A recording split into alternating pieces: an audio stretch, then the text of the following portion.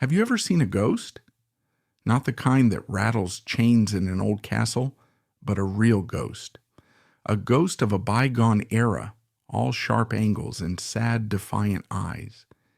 If you look closely at the fading photographs of the Jazz Age, you might just see one. Her name was Nancy Cunard. To the world, she was the ultimate fantasy. The heiress to a colossal shipping fortune, a creature of impossible glamour who haunted the cafes of 1920s Paris. She was a muse, a fashion icon, and a poet. She was the kind of woman men wrote novels about, and they did. But that's the neat, tidy story, the story they wanted you to believe. The real story? It's much messier. It's a story of rage, of rebellion, of a woman who took a wrecking ball to her own gilded cage and then spent her life fighting for everyone the world had forgotten. She was an anti-fascist when her own class was flirting with Hitler. She was an anti-racist who was publicly disowned by her mother for loving a black man. For this, society called her a traitor, a degenerate. They called her crazy. It was the only word they had for a woman so far ahead of her time, she might as well have been from another planet. The writer Truman Capote, a man who knew a thing or two about beautiful, tragic figures, once said of her, "Nancy was a luxury liner that sailed straight into a storm and sank because no port wanted to take her." Today we're going to board that liner. We're going to sail straight into that storm and find out what really happened to the heiress who chose to sink rather than sail back to a world she despised. This is the story of Nancy Cunard, the ghost of the Jazz Age. To understand the storm, you first have to understand the ship. And Nancy Cunard wasn't just a ship, she was the flagship of a mighty fleet. She was born on March 10th, 1896, not merely into a family, but into an institution. Her father's side was the Cunard line, a name that was practically shorthand for the British Empire itself. You have to imagine what that name meant. In an age before air travel, the world was stitched together by steam and steel, and Cunard ships were the needle and thread. They weren't just vessels, they were floating palaces, behemoths of luxury and engineering that ferried the rich, the powerful, and the hopeful across the treacherous Atlantic, the Mauretania, the Lusitania. Their names were known in every corner of the globe. The Cunard line represented power, tradition, and the immense self-confident wealth of an empire at its peak. Nancy's father, Sir Bach Cunard, the third baronet to hold the title, was a man utterly out of step with the industrial might his family name represented. He was a relic of an older England, a country gentleman who cared far more for the familiar thump of a polo mallet and the thrill of the fox hunt than for the complexities of board meetings or the intellectual currents of the day. He was a handsome, quiet, and profoundly distant man, the perfect embodiment of the stoic, emotionally constipated world of the English aristocracy. He gave Nancy his name and his fortune, but little else. He was a ghost in his own home, a symbol of the staid traditional world she would come to despise with every fiber of her being. But if her father was a pillar of the English establishment, her mother was a stick of dynamite imported from the New World, ready to blow it all up or conquer it. Maud Alice Burke was a beautiful, ferociously ambitious American heiress from San Francisco. Upon marrying Sir Bach, she found his name useful, but his personality dull. She quickly adopted the more regal, theatrical name Emerald and set about taking London by storm, and she succeeded. Lady Emerald Cunard transformed her home into the most dazzling and influential salon in the city. She was a brilliant hostess, a collector of people. Her drawing room was a stage where the great figures of the age performed. On any given night, you might find the conductor Thomas Beecham arguing about music, a cabinet minister gossiping about politics, and the great Irish novelist George Moore holding court. Moore, a famous wit and a lifelong friend of Emerald's, was a constant presence in Nancy's life. So constant, in fact, that it was widely rumored he was Nancy's biological father. It was a rumor neither of them ever bothered to deny. This parental clash created the foundational conflict of Nancy's existence.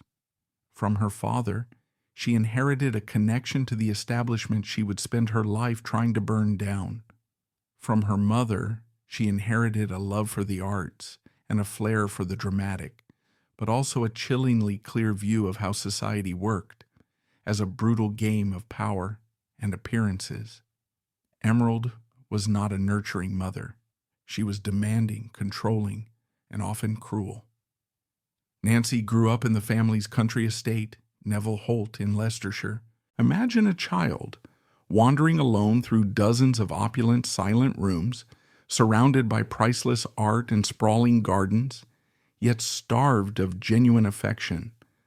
She was a solitary and precocious girl, finding solace not with her parents, but in the pages of books.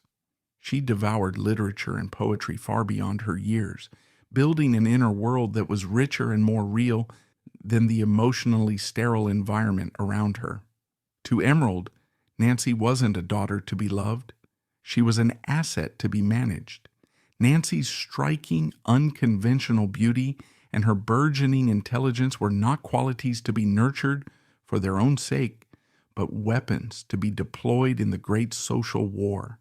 She was a pawn to be married off to a duke, a beautiful object to be displayed at parties. This early, painful experience of being treated as a possession, a decorative thing, instilled in Nancy a lifelong violent aversion to being controlled or defined by anyone. Her formal education was as disjointed as her family life.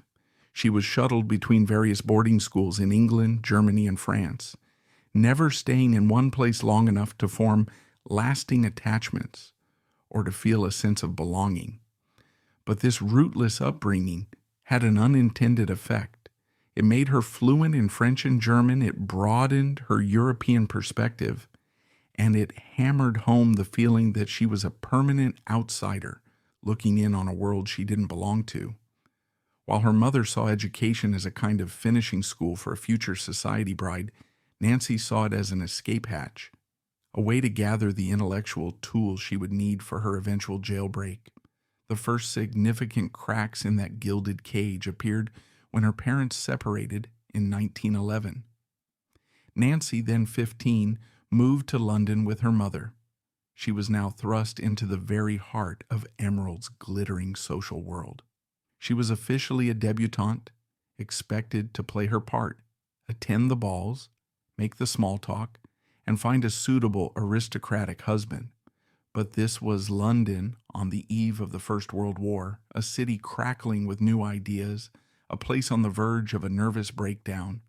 The Bloomsbury Group was rewriting the rules of art and love. The suffragettes were chaining themselves to railings for the right to vote, and radical new art movements like the Vorticists were exploding onto the scene. The air was thick with artistic and political ferment, and Nancy, with her sharp intellect and restless spirit, breathed it in like oxygen. She found her tribe, not in the stuffy drawing rooms of her mother's friends, but in the smoky, gin-soaked back rooms of the Café Royal. She fell in with a group of young, rebellious aristocrats and artists who became known, rather proudly, as the corrupt coterie. This circle included figures like Iris Tree, a fellow poet, and Bohemian spirit. Here, they drank, smoked, and engaged in passionate all-night debates about art, sex, and revolution. They delighted in shocking the establishment with their flamboyant clothes, their casual affairs, and their utter rejection of the staid, hypocritical morality of their parents' generation. For Nancy, this was a lifeline. It was her first taste of a community built not on bloodlines and bank accounts, but on shared intellectual and artistic passions. It was here that she began to write poetry in earnest, finally finding a voice to express her profound feelings of alienation and her desperate yearning for a more authentic way to live. Her early poems, though raw, are filled with a clear-eyed disillusionment with the world she was born into. They speak of the emptiness of society life, the hypocrisy of its rituals, and a deep, gnawing sense of personal isolation. In a poem titled Wheels, she wrote, "I sometimes think that all our thoughts are wheels, rolling forever along the same old road, and that we all are crucified on wheels that tear our bodies and our souls." This sense of being trapped, of being crucified on wheels, was the engine of her rebellion. She was not content to simply roll along the same old road that had been laid out for her since birth. She was determined to break the wheel, and the world was about to give her a tragically brutal opportunity to do so. The outbreak of the First World War in 1914 shattered the glittering facade of Edwardian England. It acted as a brutal catalyst for change, both for an entire generation and for Nancy personally. The comfortable certainties of the old world were swept away in a tide of mud and blood. The war decimated the young men of the British upper class, including many from Nancy's own social circle. The experience radicalized the survivors, and Nancy was foremost among them. She threw herself into a whirlwind of activity, working as a nurse, witnessing the horrific mechanized slaughter up close. She engaged in a series of intense, often fleeting romantic relationships, searching for connection in a world that was falling apart. Her mother, ever the pragmatist, saw the war not as a tragedy, but as an opportunity to finally secure her daughter's future. She arranged a marriage between Nancy and Sidney Fairbairn, a handsome army officer and cricketer who had been wounded at Gallipoli. By all accounts, it was a disastrous match. Fairbairn was a thoroughly conventional man, a product of the very world of duty, honor, and stiff upper lips that Nancy found so suffocating. They had nothing in common intellectually or temperamentally. The marriage, which took place in 1916, was short-lived and profoundly unhappy. Nancy felt utterly stifled, later describing the union as a nightmare. It felt less like a marriage and more like a prison sentence. They separated within 2 years, a scandalous act at the time, but for Nancy it was an act of survival. The true tragedy of her wartime experience, however, the wound that would shape the rest of her life, was the loss of the man who was arguably the first and greatest love of her life, Peter Broughton Adderley. He was not like the other men of his class. An officer in the Scots Guards, he was a man who shared her intellectual curiosity and her rebellious spirit. Their relationship was a source of genuine happiness and connection for Nancy, a brief sunlit respite from the emotional turmoil of her life. For a moment, she had found a partner, an equal. He was killed in battle in France in October 1918, just 1 month before the armistice. The news was a devastating blow from which she never fully recovered. His death was not just a personal tragedy, it was a political one. It cemented in her a deep and abiding hatred for the patriotic, jingoistic fervor, and the old men in power who had sent so many of the best and brightest of her generation to their deaths for nothing. The loss hardened her resolve, deepened her sense of the world's inherent cruelty and injustice, and made any reconciliation with the establishment impossible. After the war, with her marriage in ruins and the man she loved buried in a French field, Nancy was adrift. The old world was gone, and she had no desire to help rebuild it in its former image. She was searching for a new world, a new way of living, a place where she could be intellectually, artistically, and sexually free. She was done with London, with its suffocating social conventions and its painful, ever-present ghosts. Her eyes, like those of so many artists and writers of her generation, the lost generation, as Gertrude Stein would call them, turned towards Paris. In 1920, Nancy Cunard packed her bags and moved. It was a decision that would change the course of her life. Post-war Paris was the undisputed capital of the avant-garde, a magnet for artists, writers, and radicals from across the globe. It was a city of cheap rents, artistic freedom, and a palpable sense of intellectual excitement. It was a place to forget, to reinvent, to create a new culture from the ashes of the old. For Nancy, arriving in Paris was like coming home. Here, her intelligence, her unconventional beauty, and her rebellious spirit were not just tolerated, they were celebrated. She quickly fell in with the Dadists and the Surrealists, the most radical and experimental artistic movements of the day.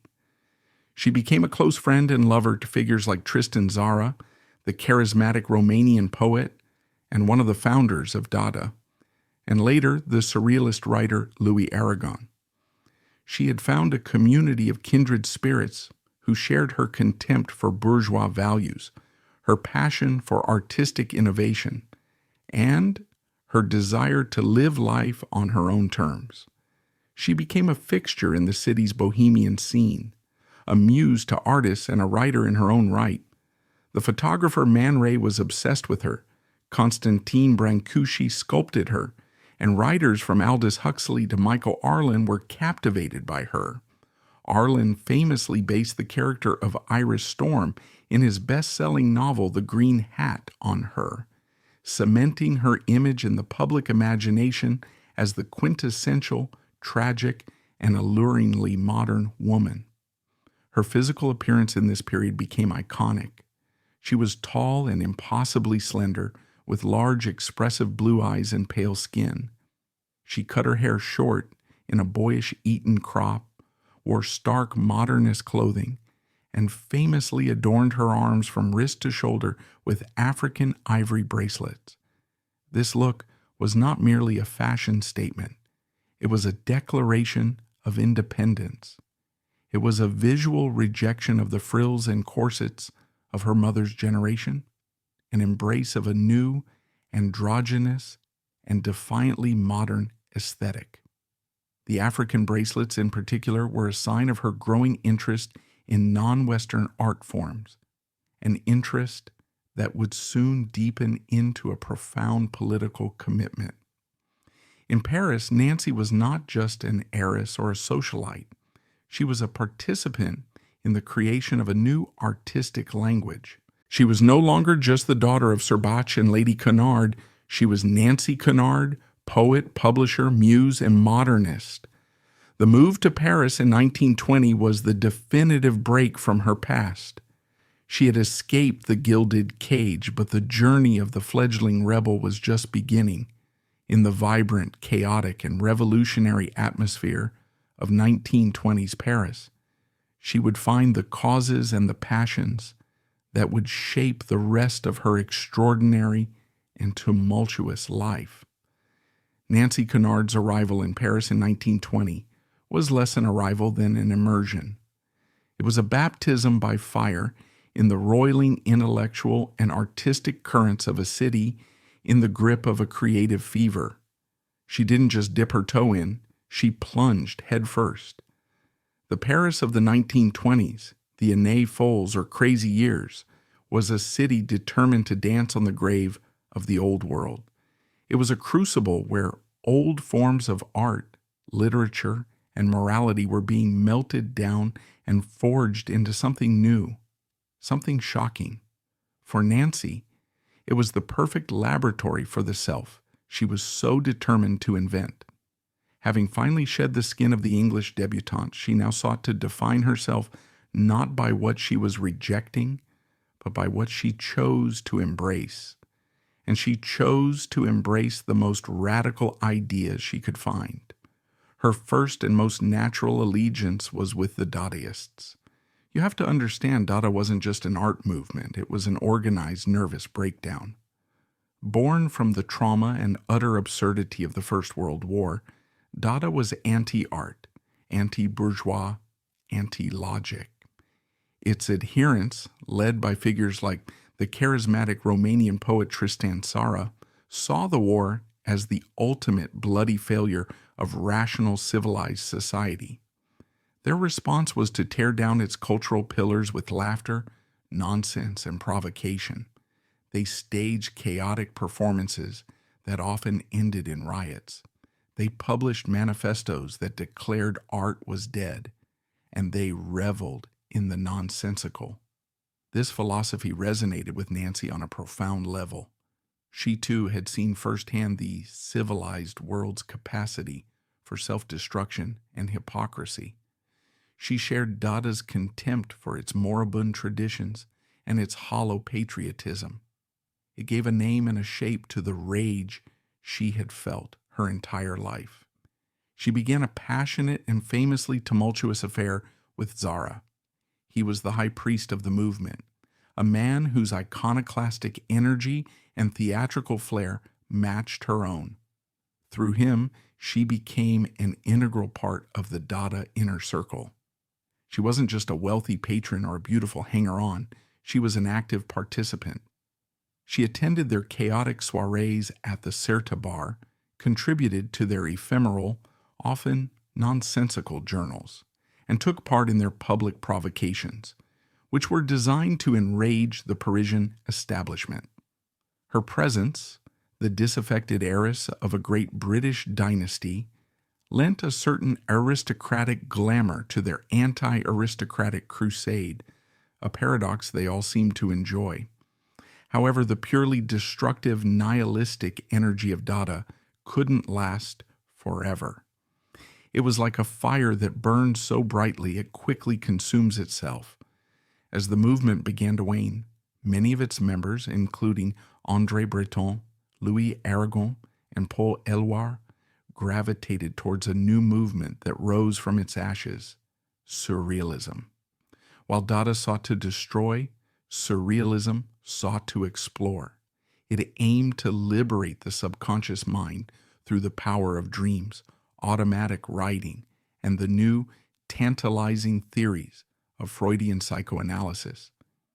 Nancy found herself at the very heart of this transition, and she began a long, complex, and deeply significant relationship with the poet Louis Aragon. He was one of the intellectual architects of Surrealism, and he was completely captivated by Nancy. For Aragon and the other Surrealists, Nancy was the living embodiment of their ideal of the femme sorcière, the witch woman. She was a figure of untamable, disruptive, and magnetic feminine power, a woman who seemed to operate by her own mysterious internal logic. She became his muse, his obsession, and their intense, often agonizing affair fueled some of his most significant early work, including his novel Le Conte d'Irene, Irene's Cunt, a scandalous and explicit exploration of eroticism that was clearly inspired by her.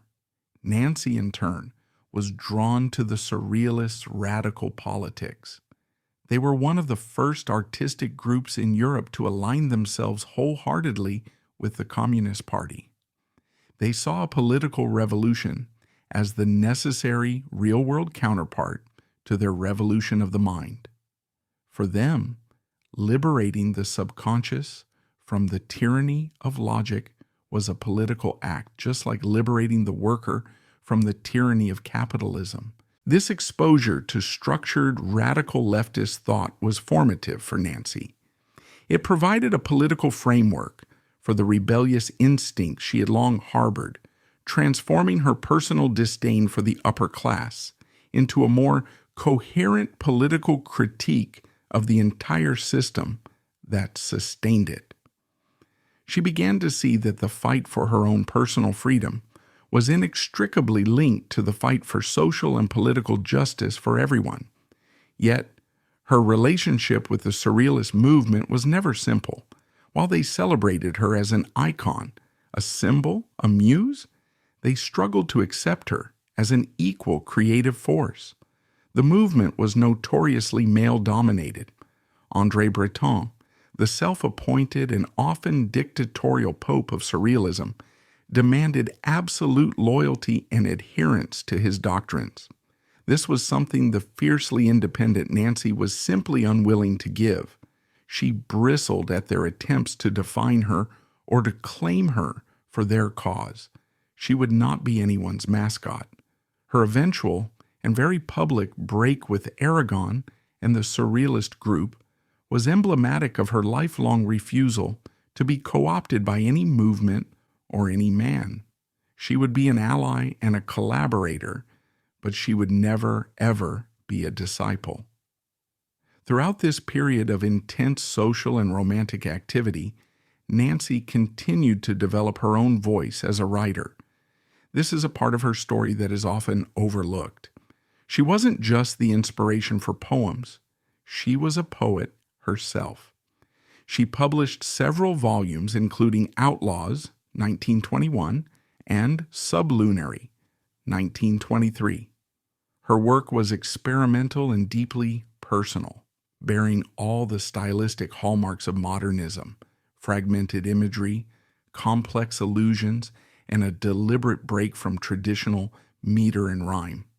Her poems are not easy reading. They are filled with a sense of anxiety, alienation, and a yearning for transcendence.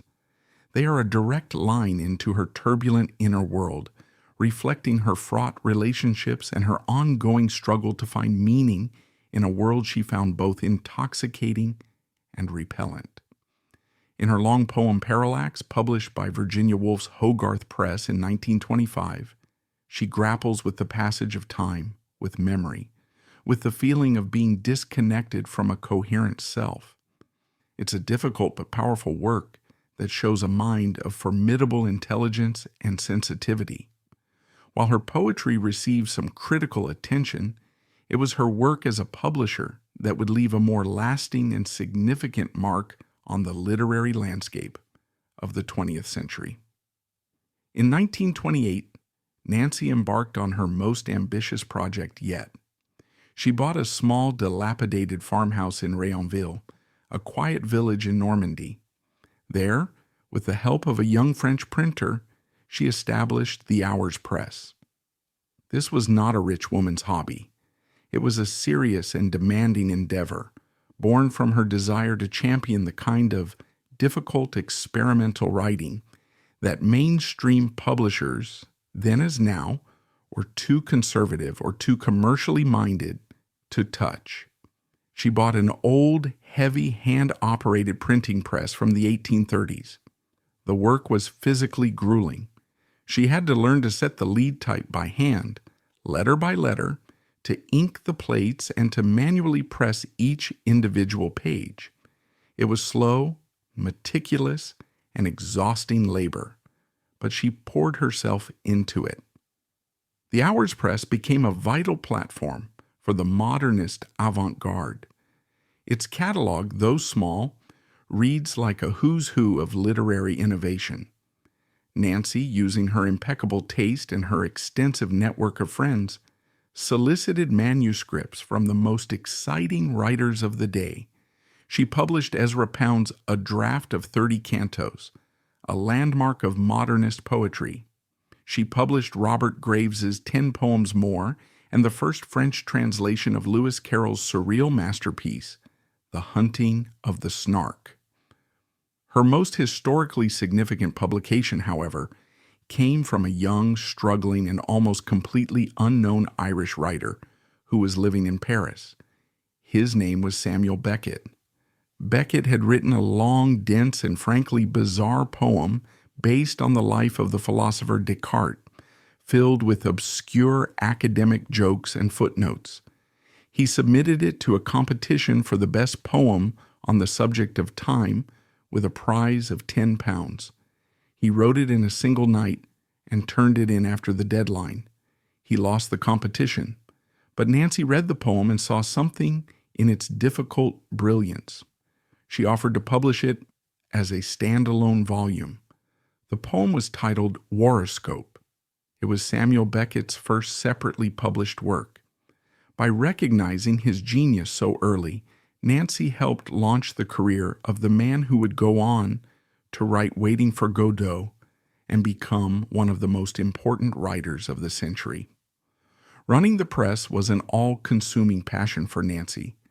It provided a focus and a discipline that had often been lacking in her chaotic life. It allowed her to move decisively from the role of muse to that of creator and facilitator, a position of real power and influence within the very artistic circles that had once sought to define her. The Hours Press was a testament to her vision, her commitment to artistic innovation, and her generosity in supporting fellow artists. It was also, in its own way, a political act, an effort to control the means of production and to create a space for voices that challenged the literary and social status quo. The books themselves were works of art, exquisitely designed and printed on fine paper, often with covers created by artists like Man Ray and Jean Cocteau. As Nancy's reputation as a writer and publisher grew, so did her fame as a style icon. This is the image of Nancy that has proven most enduring, the woman who, in the words of one contemporary, wore the 1920s like a second skin. Her image, captured in countless photographs, came to define the look of the modern woman. Her ultra-slim, almost androgynous figure, her cropped, boyish hair, her kohl-rimmed eyes that seemed to stare right through you, and her signature stacks of African ivory bracelets created a powerful and unforgettable silhouette. This look was a carefully constructed performance, a deliberate collage of influences that defied easy categorization. It was both primitive and futuristic. Her stark, simple dresses by designers like Jean Patou were the height of modernist chic, but she wore them adorned with artifacts from another continent, those bracelets. They are the first thing everyone notices. She had discovered them in a curio shop in Venice, a collection of carved ivory bangles from Africa. She bought them all and began to wear them constantly, her thin arms encased in them from wrist to shoulder. They became a permanent part of her identity. They were heavy, they clanked when she moved, they were visually arresting. For Nancy, they were a form of armor, a physical manifestation of her connection to something ancient, powerful, and emphatically non-European. At a time when modern artists like Picasso and Modigliani were heavily influenced by the aesthetics of African and oceanic art, a phenomenon known as primitivism, Nancy took it a step further. She didn't just admire the aesthetic in a gallery, she physically incorporated it onto her own body. This was a deeply symbolic act. It was a rejection of her European heritage and a very visible declaration of her allegiance to the other. It was also a powerful premonition of the profound political and personal journey she was about to embark upon. Her style was a visual language. It communicated her allegiance to the avant-garde and her contempt for bourgeois convention long before she ever opened her mouth. But this iconic image, this fame, came with a heavy price. It threatened to overshadow her intellectual and artistic achievements, reducing her once again to a beautiful object to be looked at. She became, for many, simply the woman with the bracelets, a caricature of the flamboyant, thrill-seeking 1920s flapper. It was a public image she both cultivated and resented, a paradox that haunted her throughout her life. She craved visibility for her work and her ideas, but she chafed at the celebrity that reduced her to a surface, a style, a headline. Beneath the glamorous exterior of her Parisian life, there was a much darker reality, the deep-seated pain of her childhood, the trauma of her wartime losses. These were wounds that had never healed. Nancy was drinking heavily, relying on alcohol and a string of intense, often destructive affairs to numb that pain. She suffered from periods of profound depression and anxiety, and her physical health was often fragile. Friends from the period described her as having a feverish quality, a relentless, burning energy that seemed to be consuming her from the inside out. The frantic pace of her life, the constant parties, the emotional turmoil of her love affairs, and the relentless pressure to be Nancy Cunard took a heavy toll. Paris had given her freedom, but it had not given her peace. It was a city of exhilarating highs and crushing lows, a place where she had found her community but had not yet found herself. By the late 1920s, Nancy was growing restless once more. The initial thrill of the Surrealist revolution was fading into dogmatic infighting.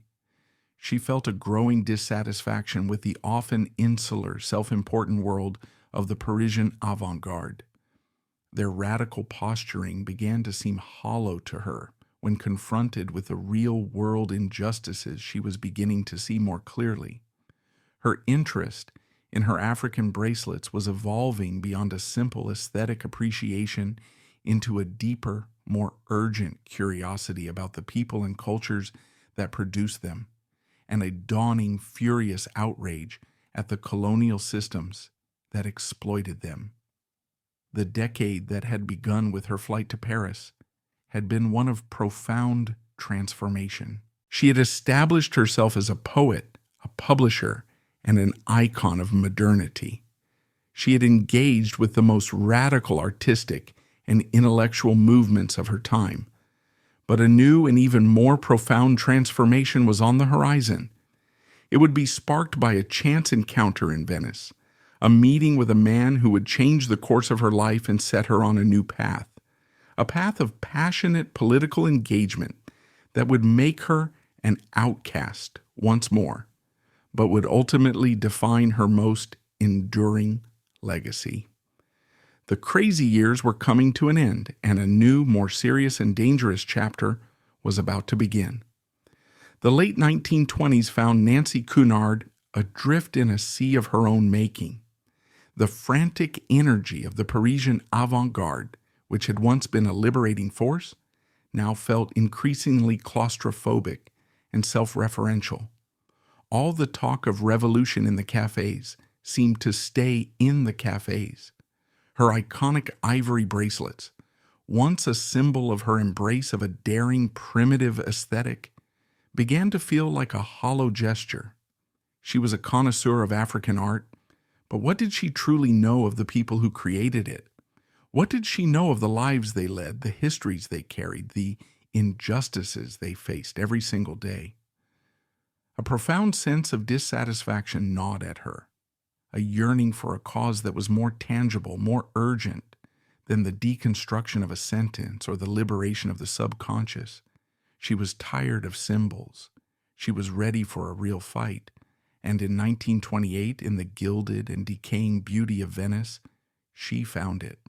It was there she met Henry Crowder. He was an African-American jazz musician from Georgia, a talented and intelligent man who was touring Europe. Crowder wasn't like the noisy exhibitionist artist in Nancy's circle. He carried himself with a quiet dignity, an inner strength forged in a world Nancy could barely imagine. She was immediately captivated not just by his music, which to her represented an authentic, vital, and modern art form, but by the man himself. His perspective was something new, something real. Their connection was immediate and intense. In a move that would detonate her life, she invited him to join her in Normandy to help run the Hours Press. He accepted. This invitation marked the beginning of a relationship that would last for years, but more importantly, it would fundamentally reorient the entire trajectory of Nancy's existence. It was the moment she stepped out of the art gallery and into the world. Their partnership was both romantic and professional. At the Hours Press, Crowder was a practical help, a steady hand in the often chaotic enterprise. But he was also a creative collaborator. He composed music for some of the poetry they published, including a beautiful and haunting setting for Richard Aldington's poem, The Eaten Heart. For Nancy, however, Crowder was more than a lover or a colleague. He was a gateway, a teacher. He was the key that unlocked a world she had only previously engaged with on a superficial level. Through his experiences, through his stories, the abstract concepts of race and prejudice became terrifyingly, viscerally real. He told her about the Jim Crow South, a place where the color of your skin was a matter of life and death. He told her about lynchings, about the daily systemic humiliations designed to crush the human spirit. These were not theoretical discussions in a left bank cafe. This was the lived, brutal reality of the man she loved. And the sheer monstrous injustice of it all ignited a fire in her that would never, ever be extinguished. She had found her cause, and she would defend it and him against anyone, including her own mother. Their relationship was an unforgivable sin in the eyes of the world Nancy had abandoned. When news of Nancy's affair with a black man reached London, the reaction was swift, predictable, and brutal. The British tabloid press, always eager for a scandal involving the upper classes, ran salacious and deeply racist stories, painting her as a degenerate, a pervert, and a traitor to her race. But the most vicious, the most poisonous attacks came from Lady Emerald Cunard. For Emerald, this was the ultimate betrayal. It wasn't just a social embarrassment. It was a personal affront that threatened the social empire she had so carefully, so ruthlessly built. This was a stain she could not tolerate. She unleashed a torrent of racist vitriol at her daughter in a now infamous confrontation. "Is it true," she reportedly screamed, her voice dripping with horror and contempt, "that you are living with a Negro?" The conflict reached its nadir when Emerald, encountering Nancy and Crowder in a London hotel, is said to have remarked to a friend, in a voice loud enough for them to hear, "What is my daughter doing with that black man?" Faced with this grotesque, intimate racism from the woman who gave her life, something inside Nancy snapped. All her lifelong resentments, the emotional neglect of her childhood, the suffocating control, the shallow social maneuvering, all of it crystallized into a single point of white-hot, cleansing fury. Her response was not to retreat, not to apologize, not to hide. Her response was to attack. She channeled her rage into a small incendiary pamphlet published in 1931, and she titled it with deliberate, searing irony, "Black Man and White Ladyship." The pamphlet was a declaration of war. It was an act of social and familial treason, and she knew it. In it, Nancy printed the hateful, racist words of her mother and dissected them with the surgical precision of a prosecutor, exposing the toxic hypocrisy and bigotry that lay beneath the polished veneer of high society. It was a deeply personal document, a daughter's repudiation of her mother, but its implications were universal. It was a powerful public denunciation of the racism that permeated the Western world, from the drawing rooms of Mayfair to the plantations of Georgia. By publishing it, Nancy severed the final ties to her family and her class. There was no going back. Lady Cunard promptly and officially disinherited her. Nancy, in turn, had disinherited them from her soul. She was now truly an outlaw, an outcast, and she embraced the role with a defiant, burning pride. Her relationship with Crowder and the scorched earth battle with her mother gave Nancy a new and urgent purpose. She realized that her personal fight was part of a much larger global struggle for racial justice. It was no longer enough to simply collect African art or listen to jazz in a nightclub. She had to act. She had to contribute. She had to use the weapons she had, her privilege, her platform, her press, to fight on behalf of the oppressed, she decided to undertake the most ambitious project of her life. She would compile a great anthology, a definitive document that would serve as both a celebration and a weapon. It would celebrate the magnificent achievements, the rich culture, and the complex history of Black people around the world, while simultaneously exposing the brutalities of slavery, colonialism, and racism in all its forms. But to do this, she needed to learn more. She needed to listen. So in 1931 and 1932, she and Crowder traveled to Harlem in New York City. At that time, Harlem was the vibrant epicenter of a cultural explosion known as the Harlem Renaissance. It was a period of extraordinary artistic and intellectual creativity among African Americans, a moment of profound self-discovery and self-expression. Nancy plunged into this world with her characteristic, all-consuming intensity. She walked the streets, she listened to the music pouring out of the clubs, and, most importantly, she sought out the movement's leading thinkers and artists. She was not a tourist or a patronizing socialite. She came as a student, as a collaborator. She conducted interviews and solicited contributions from a staggering array of individuals. She met with the towering intellectual W.E.B. Du Bois, the co-founder of the NAACP. She spent time with the great poets of the Renaissance, Langston Hughes and Countee Cullen. She talked with the brilliant anthropologist and author Zora Neale Hurston, and with the influential scholar and bibliophile Arthur Schomburg, whose personal collection would become the basis for a world-renowned research library. She was soaking up knowledge, challenging her own preconceptions, and building a global network of collaborators for her ambitious project. Her travels weren't limited to Harlem.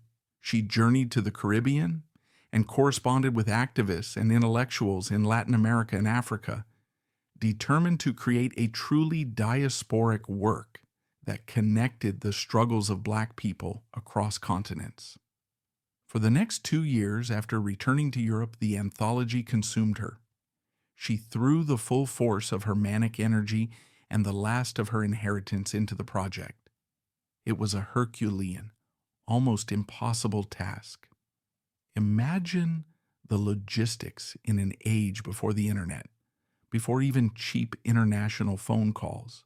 She wrote thousands of letters, chasing down articles, poems, and essays. She translated dense academic texts from French, Spanish, and Portuguese. She commissioned artwork. She argued with contributors, cajoled them, and championed them. She drove herself and everyone around her to the point of exhaustion, fueled by a relentless, almost holy sense of mission. The result, published in 1934, was Negro, an anthology. It was a monumental achievement, a book physically and intellectually immense.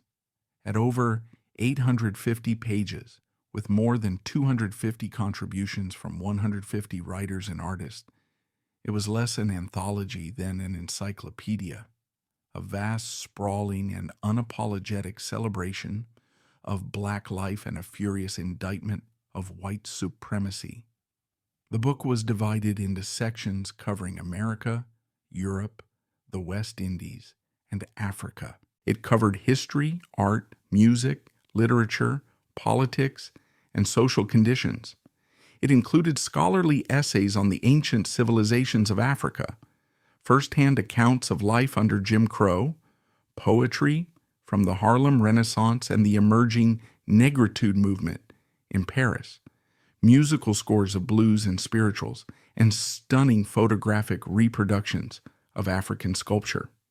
The list of contributors was groundbreaking.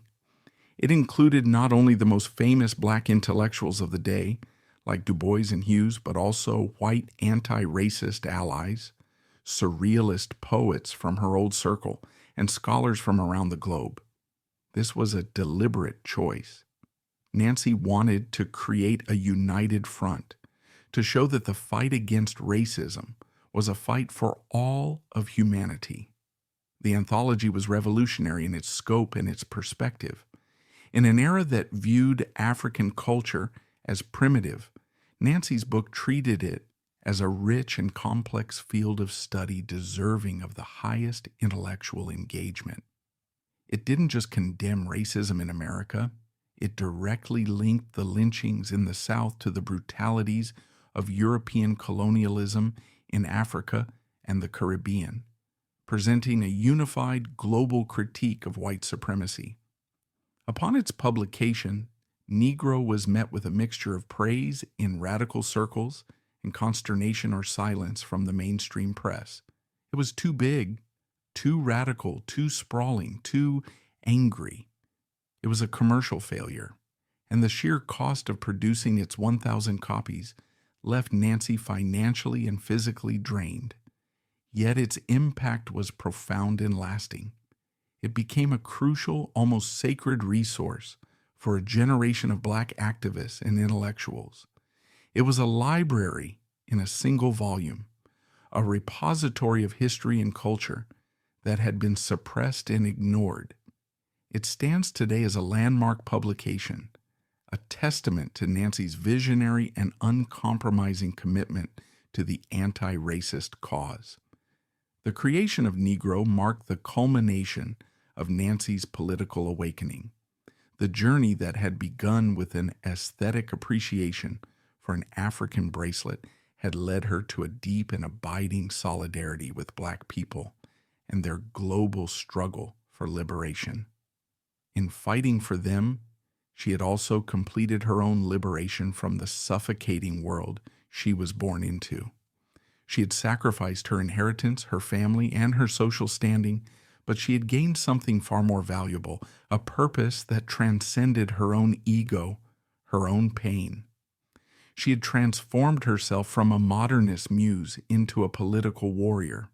But the world was darkening, and as she finished one monumental battle, a new, even more monstrous form of oppression was rising in the heart of Europe. The fight against racism had prepared her for the next great battle of her life, the fight against fascism. The completion of the Negro anthology had left Nancy Cunard physically and financially depleted, but her political consciousness had never been sharper. She had forged an unbreakable link in her mind, connecting the racist ideology of colonialism and Jim Crow with the new virulent political disease that was spreading like a cancer across Europe, fascism. To her, they were two heads of the same monstrous hydra, rooted in the same poisoned soil of hatred, bigotry, and the brutal exercise of power.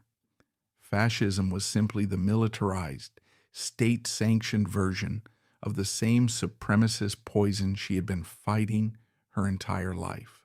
So as the shadows of Mussolini's Italy and Hitler's Germany lengthened over the continent, Nancy didn't need to find a new cause. Her cause had simply found a new and even more dangerous front. She had no time for the polite drawing room debates or the cautious diplomatic maneuvers of the political elite. She was a partisan, and she was ready for the fight. In July 1936, that fight found its defining battlefield. A coalition of right-wing nationalist generals in Spain, led by Franco, launched a military coup against the country's young, democratically elected Republican government. The Spanish Civil War had begun.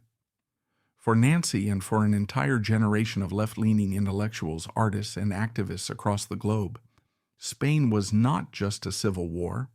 It was the ultimate ideological showdown of the age. It was a stark, brutal battle between a fragile, progressive democracy and a monolithic, reactionary fascism. This wasn't a fair fight. Franco's forces were being openly supplied with troops, planes, and weapons by Nazi Germany and fascist Italy, who were using Spain as a terrifying dress rehearsal for a larger European war. Meanwhile, the so-called democratic governments of Britain, France, and the United States dithered. They adopted a craven and ultimately disastrous policy of non-intervention, which effectively denied the legal government the right to buy arms and defend itself. It was a cynical betrayal that strangled the Republic. Nancy Cunard was not about to stand by and watch it happen. She threw herself into the Republican cause with the same all-consuming ferocity she had dedicated to the Negro anthology. Her first and most potent weapon was, as always, her pen. She went to Spain not as a tourist or a celebrity supporter, but as a journalist, determined to report the truth of what was happening. And her reporting was a form of combat. She was not a detached, objective observer. She saw objectivity in the face of fascism as a moral crime.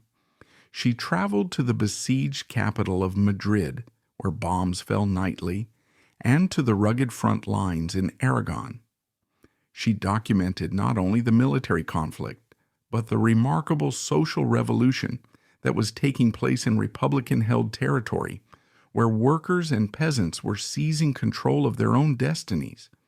She wrote with a raw, visceral power about the incredible courage of the ordinary Spanish people and the international volunteers, men and women from over 50 countries, who had come to fight in the international brigades, leaving behind their homes to make a stand in a country that was not their own. She described the new and terrifying tactic of mass aerial bombardment on civilian populations, perfected by Hitler's Condor Legion, most infamously at Guernica. She wanted the world to see the horror, to feel it. Her dispatches, published in outlets like the Manchester Guardian, were a direct assault on the comfortable lies and equivocations of the Western powers. She sought to awaken the conscience of a world that seemed determined to look away. In one of her most powerful articles, she wrote directly to the British public, "This is a war for all of us. For you who read this in a peaceful country, it is a war of obliteration. The fascists have said it. We shall wipe out the memory of the Republic. They must not." Beyond her journalism, Nancy used her formidable network to rally support for the cause. Back in Paris, she worked tirelessly with the great Chilean poet Pablo Neruda, who was then serving as a consul and was a fervent supporter of the Republic. Together they organized relief efforts, raised funds for medical aid, and assisted the flood of refugees fleeing the conflict. Their shared passion forged a deep and lasting friendship. Frustrated by the apathy and, in some cases, the pro-Franco sentiment they saw among their literary peers, they conceived of one of the most remarkable political literary documents of the era. They decided to poll the writers of Great Britain with a simple, direct, and unavoidable question. Are you for or against the legal government and the people of Republican Spain? Are you for or against Franco and fascism? They sent the questionnaire out to dozens of the most prominent authors of the day. The responses were collected and published in a pamphlet that Nancy edited and rushed into print, titled "Authors Take Sides on the Spanish War." The result was an overwhelming declaration of support for the Republic from the country's intellectual and literary establishment. Out of 148 respondents, 127 sided with the Republic, including literary giants like W.H. Auden, Samuel Beckett, Aldous Huxley, and a hesitant Virginia Woolf. Only a small handful, most notably the conservative Catholic novelist Evelyn Waugh and Nancy's old modernist mentor, the now pro-Mussolini Ezra Pound, declared their support for Franco. The project was a brilliant piece of political theater and cultural mobilization. It used the moral authority of literature to publicly shame the political establishment. It was quintessentially Cunard, a fusion of art and activism, a wielding of cultural capital for a political end, forcing people to draw a line in the sand. But all the poems, articles, and pamphlets in the world could not stop the tanks and bombers. Despite her efforts and the incredible sacrifices of thousands of volunteers and Spanish citizens, the tide of the war turned against the Republic. Outgunned, outmanned, and abandoned by the Western democracies, the Republican forces were slowly, brutally crushed. Nancy stayed in Spain until the bitter end. She witnessed the fall of Barcelona in early 1939 and then traveled to the French border to report on one of the most heartbreaking episodes of the 20th century, the mass exodus of 500,000 defeated soldiers and terrified civilians who streamed across the snow-covered Pyrenees mountains into France, seeking safety. They were met not with open arms, but with suspicion. The French authorities herded them into squalid makeshift internment camps on the beaches, surrounded by barbed wire with little food, water, or shelter. The defeat in Spain was a devastating blow for Nancy, perhaps the most profound political and personal disappointment of her life. She had poured everything she had into the cause, her time, her money, her health, her very soul, and it had ended in a catastrophic loss for humanity. The victory of fascism in Spain felt like a grim, terrifying harbinger of what was to come for the rest of Europe. She dedicated herself to helping the Spanish refugees trapped in the French camps, using her connections to provide what little aid she could. But the experience left a deep and permanent scar. The fierce idealism that had burned so brightly in her was now tempered by a hard, bitter realism about the nature of power and the infinite capacity of the world for indifference and cruelty. Her grief and fury were captured in her poetry from this period. In a poem titled To Eat Today, J'ai faim, she took on the voice of a starving refugee child, a voice that becomes a symbol for all of humanity abandoned to the wolves of fascism. I am the child that is hungry in the crushed by the tanks country, and I am the old woman who lies on the road. My hands are frozen. I cannot pray. When Germany invaded Poland in September 1939, dragging Europe into the Second World War, it was a grim vindication of everything Nancy and her fellow anti-fascists had been warning about for years. The war against Hitler was, for her, a direct continuation of the war she had lost in Spain. Though now in her mid-40s and in fragile health, her spirit worn down by the long defeat, she immediately sought a way to contribute. She moved from her home in Paris back to London, the city she had fled 2 decades earlier. There, she offered her services to the Free French Forces, the government in exile led by Charles de Gaulle. Her perfect fluency in French, honed since childhood, was a valuable asset. She spent the long, brutal years of the war working as a translator and duty officer. It was a grueling and often tedious job that involved long night shifts in stuffy basement offices, translating news reports, military intelligence, and propaganda broadcasts intended for occupied France. It was unglamorous, anonymous work, a far cry from the frontline reporting of her time in Spain. But she undertook it with a sense of grim, unwavering duty. This was a different kind of war. The Spanish conflict had been a poet's war, a clear-cut ideological struggle fueled by international volunteerism and revolutionary hope. World War II was a total war of nations, a mechanized industrial slaughter organized by governments, including the very British establishment she had spent her life opposing. While she never wavered in her belief that Nazism must be utterly destroyed, she was deeply ambivalent about fighting under the banner of the British Empire. She was a revolutionary, not a patriot. Nonetheless, she worked diligently, seeing the military defeat of the Axis powers as the non-negotiable prerequisite for any possible future social progress. The war years in London were bleak. The city was battered by the Blitz.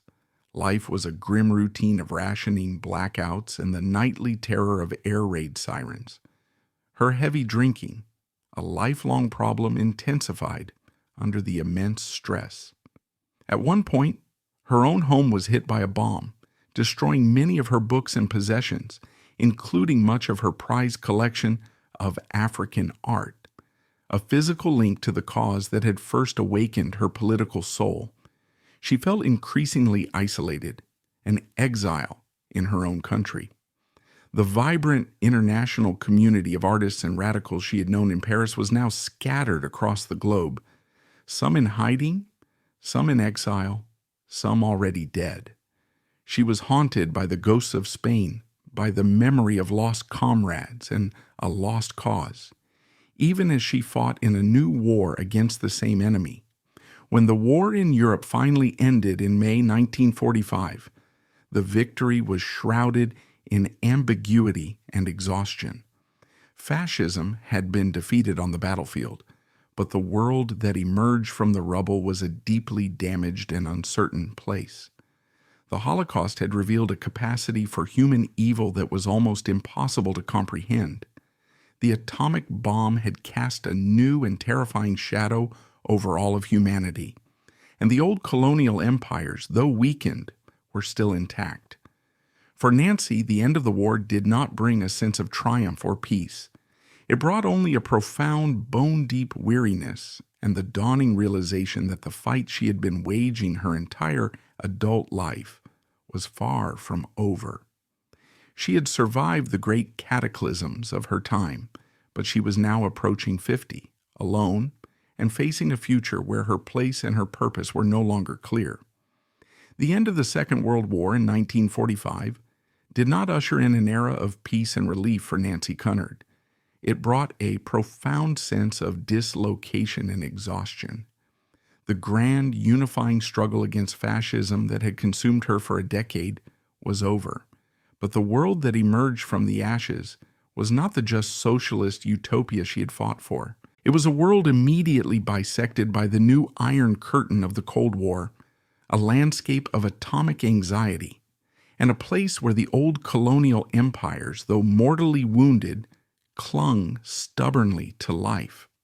At nearly 50 years of age, Nancy was a veteran of the century's great ideological wars, but she now found herself a soldier without a clear front.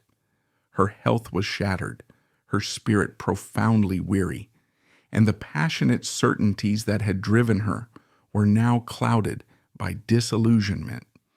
Having lost her home in Normandy during the war, she eventually settled in a dilapidated farmhouse she bought in the village of La Motte-Fenelon, in the rural Dordogne region of southwestern France. This retreat from the metropolitan centers of Paris and London, where she had once been a celebrated incandescent figure, was both a practical necessity and a symbolic withdrawal. The world of avant-garde salons and urgent political committees had been her element. Now her life was one of provincial isolation. She became a strange, reclusive figure, a local eccentric surrounded by her vast library of books, her beloved cats, and the ever-present ghosts of her tumultuous past. But this was not a peaceful retirement. Her isolation was punctuated by furious bursts of activity. She did not abandon her political commitments. They simply became more solitary, more internal. She continued to write voluminously, pouring her undiminished outrage at the ongoing injustices of the world onto the page. From her remote farmhouse, she raged against the new color bar emerging in post-war Britain, the brutal French colonial war in Algeria, and the continued horrors of apartheid in South Africa and segregation in the United States. Her great poetic work from this period was a sprawling, incandescent, and almost unreadably dense epic titled Manship. In it, she attempted to chronicle the entirety of human history as a relentless struggle between the forces of creation and destruction, freedom and oppression. It was a difficult, deeply personal, and often unwieldy poem, a testament to an intellect that had lost none of its fire, but had perhaps lost its focus, its audience, and its hope. Her other great obsession during these final years was a biography of the writer Norman Douglas, an old friend from her early days in Italy. The project, which she titled Grand Man, became an all-consuming quest. She traveled, interviewed dozens of people, and amassed a mountain of research, letters, and anecdotes. But she struggled to shape the material into a coherent whole. The book became a mirror of her own fragmenting mind, a vast chaotic collection of memories that she could never quite wrestle into submission.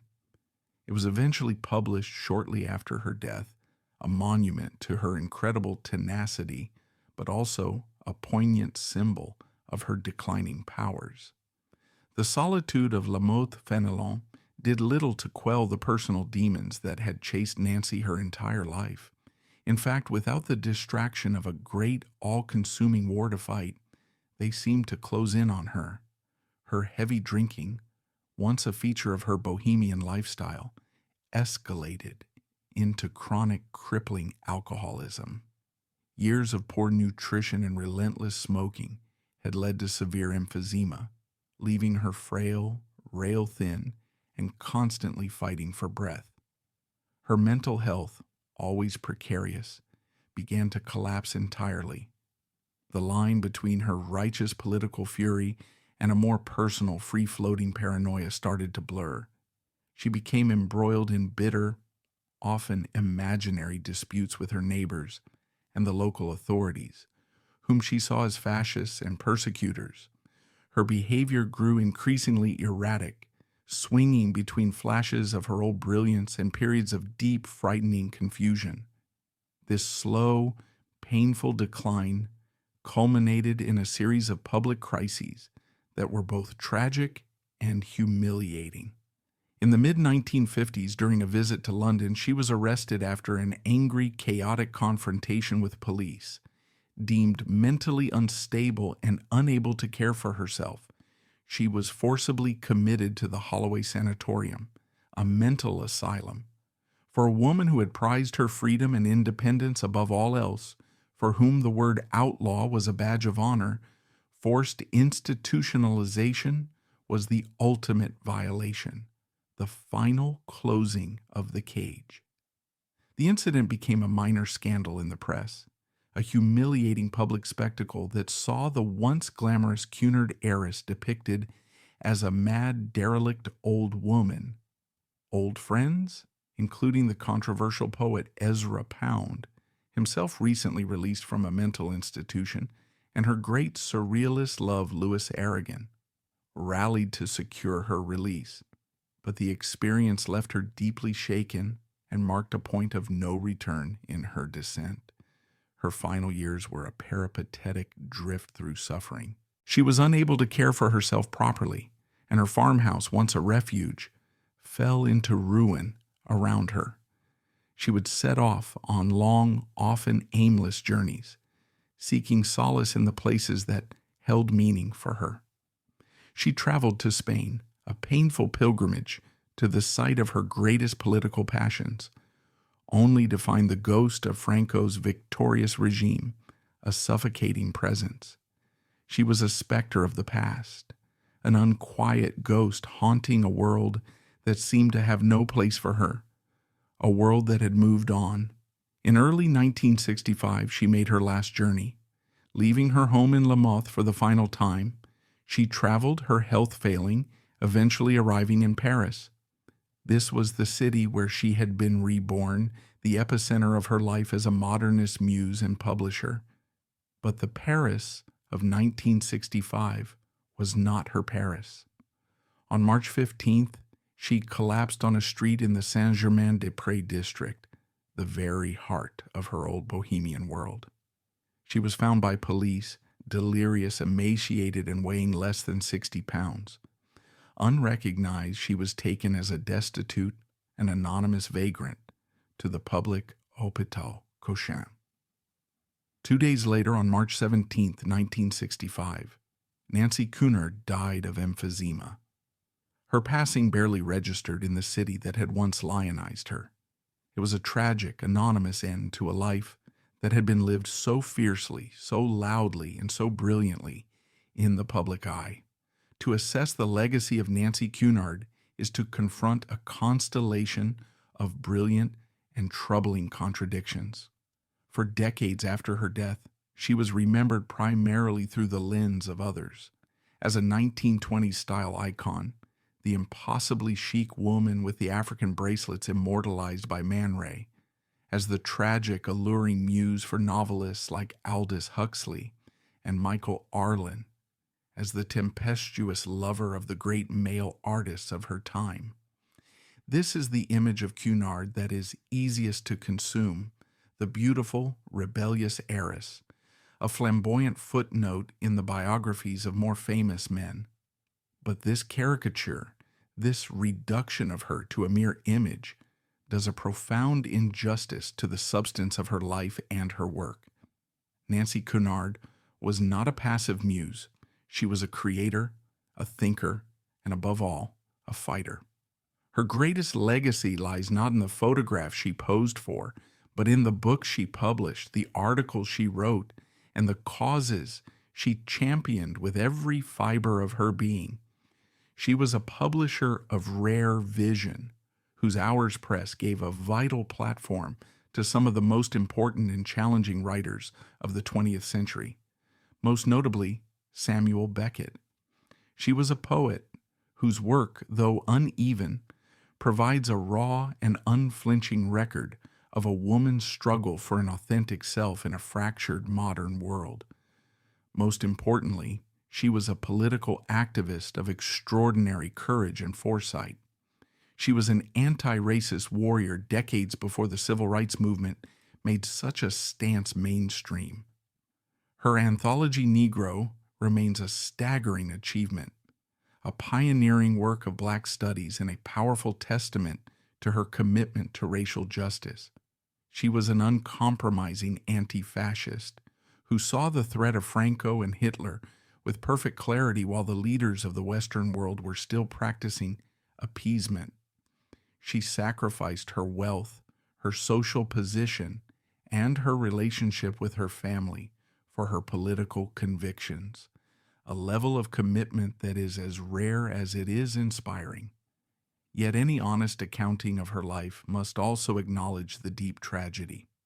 She was a woman who fought for humanity, but was often at war with herself. Her capacity for empathy was her superpower, but it was also a source of immense pain. Her rebellion against her privileged background was absolute, but it never entirely freed her from the demons of her childhood. Her life was a long, self-immolating performance, a relentless flight from the gilded cage that left her in the end exhausted and alone. Perhaps the most fitting way to understand Nancy Cunard is to see her not as a saint or a madwoman, but as a flawed and brilliant pioneer. She truly lived on the front lines of the 20th century's greatest artistic and political battles.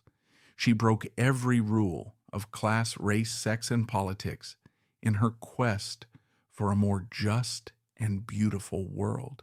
She made art, she made trouble, and she made a difference. Her life was not a cautionary tale about the dangers of rebellion. It was a testament to its necessity. She was a flawed, difficult, and often deeply unhappy woman.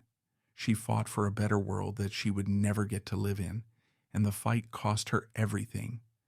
But she never, ever gave up. She was a luxury liner who chose to become a battleship, and she sailed head-on into every storm she could find, her flags flying, her defiant, clanking bracelets sounding a rhythm for a revolution that is still being fought today. She didn't sink because no port would take her.